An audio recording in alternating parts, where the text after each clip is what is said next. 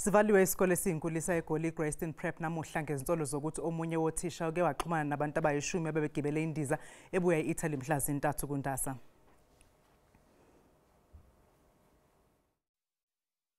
Lesi sinqumo sithathwe isikole umnyango wezemfundo uthe awaziswanga ngaso. Lo thisha kubikwa ukuthi ubengekho kule ndiza eyayibuya eItaly kepha ke waxhumana nomunye wabantu abayishumi ababephakathi. Lesi sikole akwaziwa ukuthi sizovalwa kuze kube nini. Ungqongqoshe wemfundo eyisisekelo Mhla usecele ukuba izigungu ezilawula izikole zingaxhamazeli kepha ke zedlulisele yonke imibuzo mayelana nezinhlelo zokubhekana negciwane icorona ezikoleni emnyangweni wezempilo. On how we respond, we are going to be guided by health. As you will know that, for instance, Gauteng in the school has been closed. No one was told. The province was not told. So we communicating with our schools also to say these are the guidelines and this is what message we're getting from health.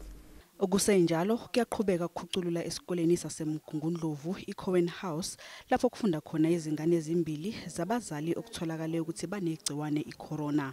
Lesi sikole kuhlelwe ukuba sivule kusasa.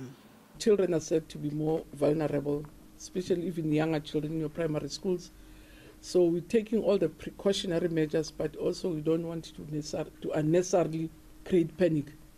Mhla uthi izikole kufanele zilandele yonke imigomo ekhishwe umnyango wezempilo mayelana necoronavirus. Ungqongqoshe ube nomhlangano nabengamele lomnyango kuzo zonke izifundazwe ePitoli namhlanje.